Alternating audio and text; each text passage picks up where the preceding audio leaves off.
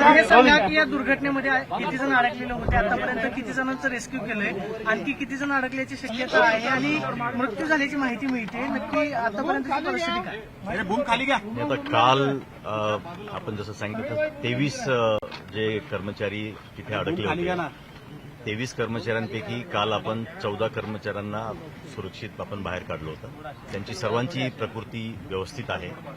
आज सकाळी आपण अजून एक व्यक्ती त्यांना आपण रेस्क्यू केलं. ते गंभीर अवस्थेत असल्यामुळे त्यांना आता आपण वायसीएमला पाठवलेलं आहे आणि वायसीएममध्ये आता ते पोहोचल्यानंतर त्यांच्या प्रकृतीबद्दल आपल्याला कळेल. उर्वरित आता जे 8 अजून कर्मचारी आहेत त्यांचा शोध घेतलेला आहे. त्यातल्या आता अजून 2 लोकांचं लोकेशन सापडलेलं आहे. उर्वरित लोकांचं आता लोकेशन ते शोधतायत. कचरा खूप आहे, हाताने सगळा कचरा त्यांना बाजूला करावा लागतोय आणि त्याच्यामुळे थोडा ऑपरेशनला वेळ लागतोय, पण रेस्क्यू ऑपरेशन अजून चालू आहे. सर किती लोक आहेत अजून 8 लोक आहेत. त्यांच्याशी काय संपर्क होतोय काय? आता संपर्क होत नाही त्यांच्याशी. सर, वेस्ट टू एनर्जीचा हा प्रकल्प राबवताना नियमांचं पालन केलं गेलंय. हे बिल्डिंगला बांधायला परमिशन कोणी दिली? या कचऱ्याच्या ढिगात बिल्डिंग बांधायला परमिशन दिली कोणी? कोण येतो इंजिनियर? कचऱ्याच्या ढिगामध्ये नव्हती ती. कचऱ्याच्या त्या ढिगापासून जवळजवळ 30 मीटरवरती सेफ अंतरावरती बिल्डिंग. मग कसं बिल्डिंगच्या स्ट्रक्चरबद्दल काहीच प्रॉब्लेम नाही. बिल्डिंगचं स्ट्रक्चर व्यवस्थित होतं. बिल्डिंग 2 वर्षापूर्वीच त्याचं उद्घाटन झालं होतं. परंतु ज्या पद्धतीने हा एवढा मोठा कचऱ्याचा ढीग पडला त्याच्यामुळे ती बिल्डिंग कोसळली. सर, कचरा प्रकल्पात खाली ऑब्व्हियसली पाया लागत नाही, कचराच असणार आहे. तिथे बिल्डिंग बांधायला परमिशन मिळालीच का? हा प्रश्न आहे. खाली कचरा नव्हता. बिल्डिंगचं व्यवस्थित प्लॅनिंग करून कचरा बिल्डिंगचं डेपोला कचरा फाउंडेशन नसेल तर वगैरे काय सगळं असेल? व्यवस्थित केलेलं आहे. सर, प्लॅनिंग असतं तर हा दुर्घटना झाली नसती. सगळ्यात महत्त्वाचा हा नैसर्गिक आपत्ती आहे. पडलेली आहे. रेस्क्यू ऑपरेशन सुरू आहे. मात्र या रेस्क्यू ऑपरेशननंतर काही चौकशी केली जाणार आहे का किंवा आणि मृतांच्या नातेवाईकांना काय मदत केली जाणार? समिती वगैरे गठीत करणार आहे. मुळामध्ये त्याला धरून एक प्रश्न आहे की ज्या कंपनीला अँटोनीला हे सगळं टेंडर दिलं होतं त्या कंपनीचा एका अधिकारी कंट्रोल रूम मध्ये अजूनही नाहीये. जेव्हा की आज प्रकल्प सुरू आहे, आज घटना घडली तर जबाबदार कोण? आणि आता अधिष्ठाता जे आहेत आपल्या महानगरपालिकेचे डीन, त्यांनी एक डिक्लेअर केलेला आहे, एक मयत आहे. तर सदोष मनुष्यवधाचा गुन्हा दाखल करणार आहोत का आपण? ठीक आहे करायचं. याच्यामध्ये आपण जर बघितलं तर ही नैसर्गिक आपत्ती आहे. नाही सर, म्हणजे इतक्या 3 दिवसापासून जो पाऊस झाला त्या पावसामुळे हा कचऱ्याचा जो ढीग आहे त्याचं वजन वाढल्यामुळे तो सरकून खाली आला, ढासळला आणि तो इमारतीवर पडला आणि त्याच्यामुळे इमारत ही कोलॅप्स झालेली आहे. त्याच्यामुळे त्याच्यामध्ये कोणाचा दोष आता लगेच आपल्याला तसं म्हणता येणार नाही. नाही तुम्ही असं सर, कचरा डेपो पासून इमारत किती अंतर असावं त्याचं काहीतरी निकष असतील ना. असं कसं होईल? म्हणजे इमारत बांधताना इमारत किती लांब असावी कचरा डेपो पासून त्याचे काहीतरी निकष असतील ना. त्या निकषाचं पालन करूनच परवानगी दिली. सर, मग कसं काय दुर्घटना घडली? नैसर्गिक आपत्ती येऊ शकते हे अहो, सुरुवातीला इमारत बांधताना लक्षात आलं नाही. तुम्ही समर्थन नका कचरा आहे, करू. कचरा खाली येऊ शकतो. जीव गेले तिथं, काही हा अडकले. कचऱ्याचा जो डोंगर आहे याच्यावरती आपण बघतो जेसीबी वगैरे सुद्धा जातो, पोकलेन जातो, ट्रक जाऊन त्याच्यावरती वाय मायनिंगचं काम चालू आहे. त्याच्यामुळे तो असं कचऱ्याचा डोंगर पडेल असं कोणाला त्याचा शक्यताच नाही ना. पण पाऊसच इतका झाला आहे की त्या पावसामुळे खरं म्हणजे ही सुरक्षा भिंत नव्हती का? सुरक्षा भिंत नव्हती का? जी 5 मीटर अंतरावरती किंवा 5 ते 10 काहीच नाही, फुटावरती भिंत असणं आवश्यक आहे, तशी कोणती नव्हती. ती किती फूट उंची? बफर 2 हा 30 मीटरचा असल्यामुळे त्याच्यामध्ये भिंत बांधण्याची त्याच्यामध्ये आवश्यकता प्रश्न असा आहे की सर, असा विचारच झाला नाही की हा कचऱ्याचा ढीग खाली येऊ शकतो. आता सर्वात मोठी प्रायोरिटी पहिल्यांदा रेस्क्यू करण्याची आहे. त्याच्यानंतर आम्ही सर्व बसू, महापौर साहेब, सर्व पदाधिकारी याच्यावरती चर्चा करू. हेच विचारतो आज अडकलेल्या लोकांची काय अवस्था मिळते? यार अलाउड लेटर सर, काय तुम्हाला काय नाही, आता जे 8 लोक अडकलेले आहेत त्यांचा काही संपर्क होत नाहीये, परंतु त्यांना लोकेट करण्याचा प्रयत्न पूर्ण आर्मीच्या आज इंडिया आता एक जणाचा काही मृत्यू गुंजाइश झाला. आहे जर त्यांचे बाबासाहेब, आणखी काही मृत्यू वाचलेच जर पाहिजे वाढले, बिचारे, पण काय अपेक्षा आहे करूयात का की ते सुखरूप असतील. जर कदाचित वाढले तर याची जबाबदारी कुणाची? म्हणजे लोकांचा जीव एवढा स्वस्त आहे का की आपण नैसर्गिक आपत्ती म्हणणार आणि नैसर्गिक आपत्ती म्हटलं की सगळ्या जबाबदाऱ्या आपोआपपणे निसटून जातात. इथं भिंत नाहीये, प्रकल्पाचे कर्मचारी इथं प्रकल्पावरती नाहीयेत.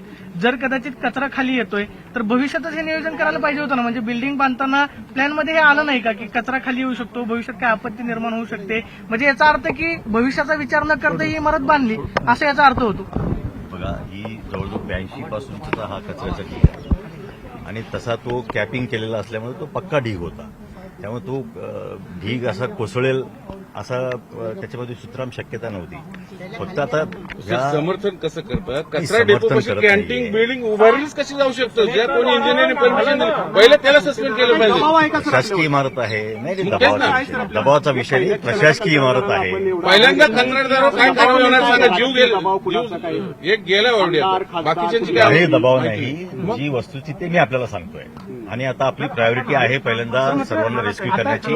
याबाबत आपण नंतर किती तास झाले ऑपरेशन सुरू आहे आणि अजून किती वेळ चालेल? ही ऑपरेशन काल दुपारी 2:30 पासून चालू आहे आणि अजूनही आता हे जे 8 लोक आहेत त्यांना शोध घेण्याचा प्रयत्न चालू आहे. त्याच्यामध्ये मी मगाशी म्हटलं तसं वरचा जो कचरा खाली येतो त्या कचऱ्यामुळे हाताने तो कचरा काढतायत, परत कचरा येतोय, त्यामुळे त्याला वेळ लागतोय.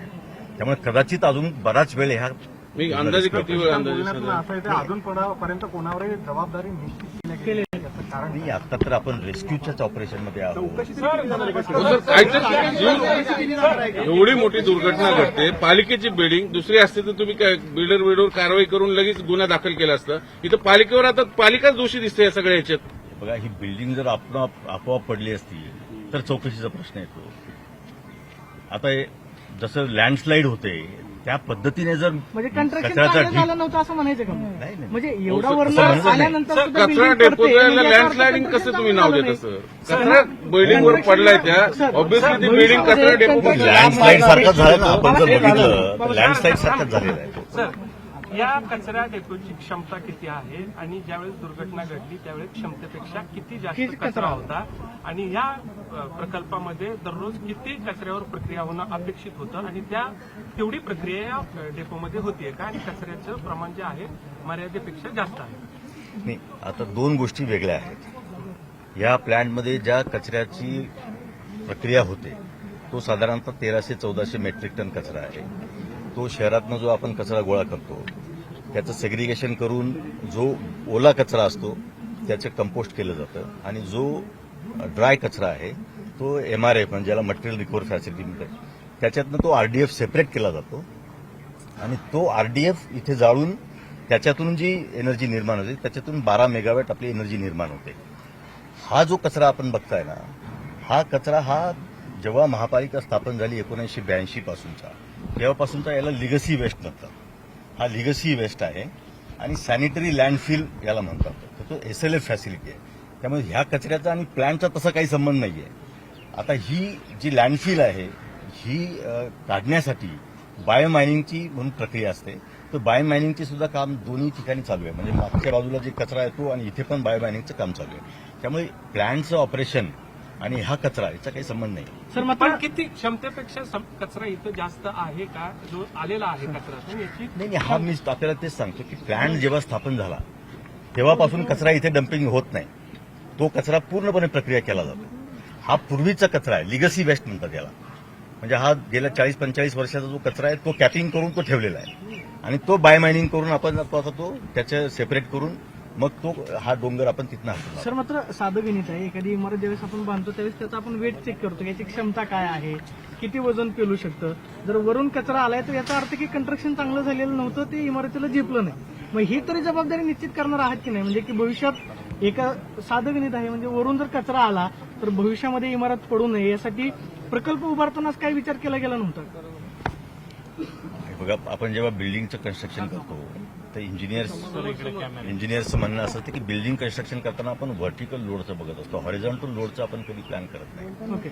आणि इथे हा जो ढीग कोसळला हा मागणं आल्यामुळे हा हॉरिझॉन्टली त्याने पुश केलेला आहे. ओके.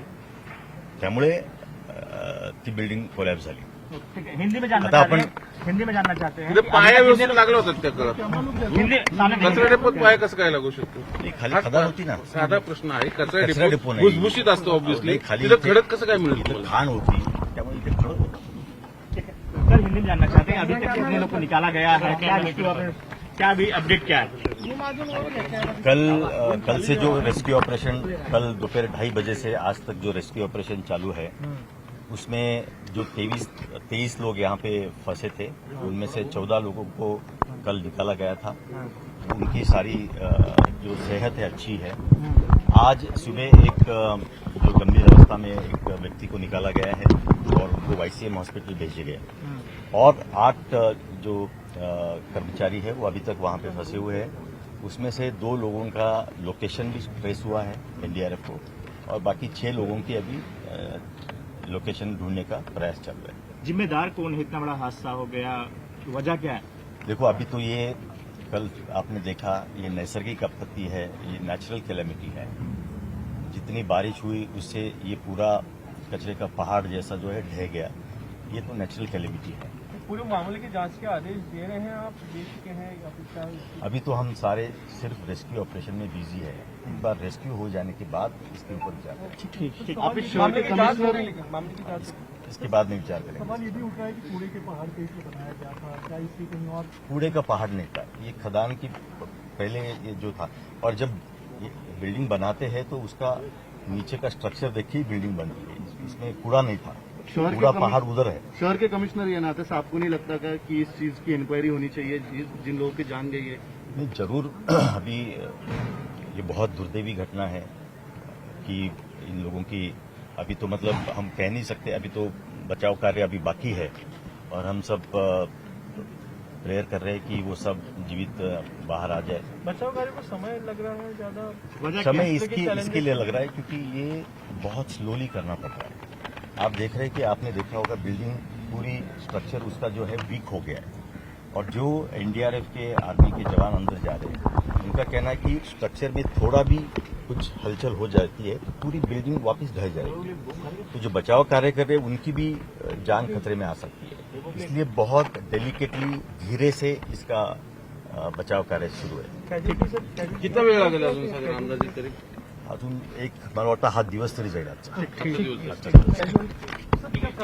बारिश का लग रहा है आपको ये पूरा बिल्डिंग? ये एक्चुअली बारिश जितना हुआ आप देखो 635 mm बारिश हुआ 36 आवर्स। इतना बारिश होने के बाद वो जो कचरा के पहाड़ है उसमें जो पानी गया उसे वो हेवी हो गया और जैसे लैंडस्लाइड होता है वैसे वो ढह गया।